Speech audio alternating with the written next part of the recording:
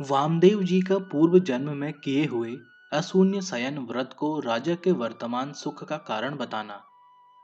राजा का मंदरांचल पर जाकर मोहिनी के गीत तथा रूप दर्शन से मोहित होकर गिरना और मोहिनी द्वारा उन्हें आश्वासन प्राप्त होना। श्री वशिष्ठ जी कहते हैं, राजा का यह वचन सुनकर महाज्ञानी मुनीश्वर वामदेव जी ने एक क्षण तक कुछ चिंतन किया। फिर राजा के सुख सौभाग्य का कारण जानकर वे इस प्रकार बोले। वामदेव जी ने कहा, महिपाल, तुम पूर्व जन्म में शूद्र जाति में उत्पन्न हुए थे। उस समय दरिद्रता तथा दुष्ट भार्या ने तुम्हारा बड़ा तिरस्कार किया था। तुम्हारी स्त्री पर पुरुष का सेवन करती थी। राजन, तुम ऐसी स्त्री के साथ बहुत वर्षों तक निवास करते हुए दुख से संतप्त होते रहे। एक समय किसी ब्राह्मण के संसर्ग से तुम तीर्थ यात्रा के लिए गए। फिर सब तीर्थों में घूमकर ब्राह्मण की सेवा में तत्पर हो तुम पुण्यमयी मथुरापुरी में जा पहुंचे। महीपते, वहां ब्राह्मण देवता के संग से तुमने यमुना जी के सब तीर्थों में उत्तम विश्राम घाट नामक तीर्थ में स्नान करके भगवान वाराह के मंदिर में होती हुई पुराण की कथा सुनी, जो अशून्य शयन व्रत के विषय में थी। चार पारण से जिसकी सिद्धि होती है, जिसका अनुष्ठान कर लेने पर मेघ के समान श्यामवर्ण देवेश्वर लक्ष्मी भरता जगन्नाथ, जो अशेष पाप राशि का नाश करने वाले हैं, प्रसन्न होते हैं। राजन, तुमने अपने घर लौटकर वह पवित्र अशून्य शयन व्रत किया, जो घर में परम अभ्युदय प्रदान करने वाला है। महीपते, श्रावण मास की द्वितीया को यह पुण्यमय व्रत ग्रहण करना चाहिए। इससे जन्म, मृत्यु और जरावस्था का नाश होता है। पृथ्वीपते, इस व्रत में फल, फूल, धूप, लाल चंदन, सैयादान, वस्त्रदान और ब्राह्मण भोजन आदि के द्वारा लक्ष्मी सहित भगवान विष्णु की पूजा करनी चाहिए।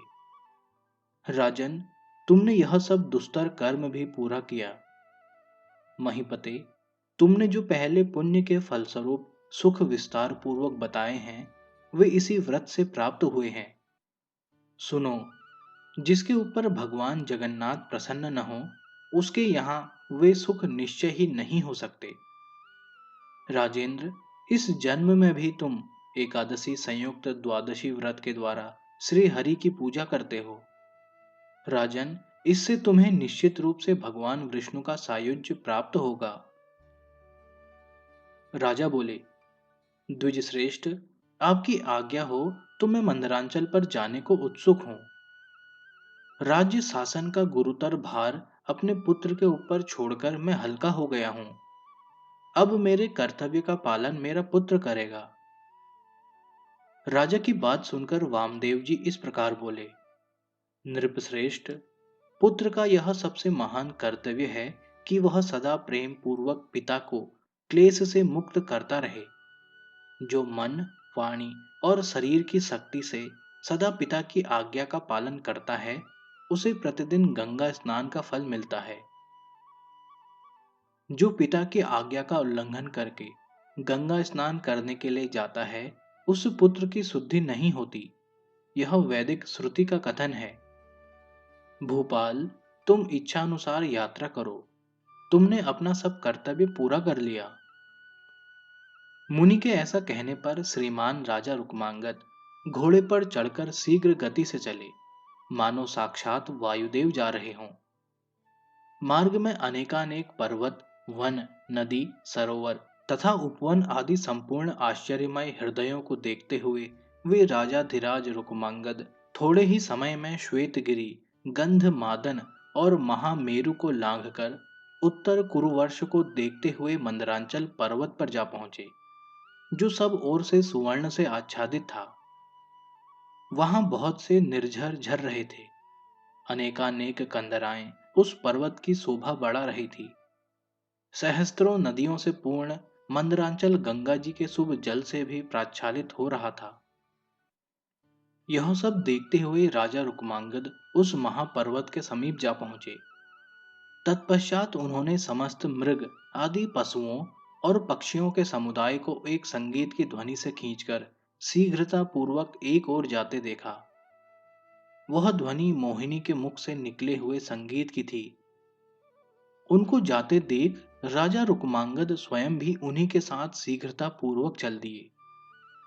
मोहिनी के मुख से निकले हुए संगीत की ध्वनि राजा के भी कान में पड़ी, जिससे मोहित होकर उन्होंने घोड़ा वहीं छोड़ दिया और पर्वतीय मार्ग को लांघते हुए वे क्षण भर में सहसा उसके पास पहुंच गए। उन्होंने देखा, तपाए हुए सुवर्ण के समान कांति वाली एक दिव्य नारी पर्वत पर बैठी है, मानो गिरिराज नंदिनी पार्वती की रूप राशि उसके रूप में अभिव्यक्त हुई हो। उसे देखकर राजा उसके पास खड़े हो उस मोहिनी का रूप निहारने लगे। देखते देखते वे मोहित होकर वहीं गिर पड़े। मोहिनी ने वीणा को रख दिया और गीत बंद कर दिया। वह देवी राजा के समीप गई। मोहिनी संतप्त राजा रुक्मांगद से मधुर मनोरम वचनों में बोली, राजन, उठिए, मैं आपके वश में हूं। क्यों मूर्छा से आप अपने इस शरीर को छीर्ण कर रहे हैं? भूपाल, आप तो पृथ्वी के इस महान भार को तिनके के समान समझकर ढोते आए हैं, फिर आज आप मोहित क्यों हो रहे हैं?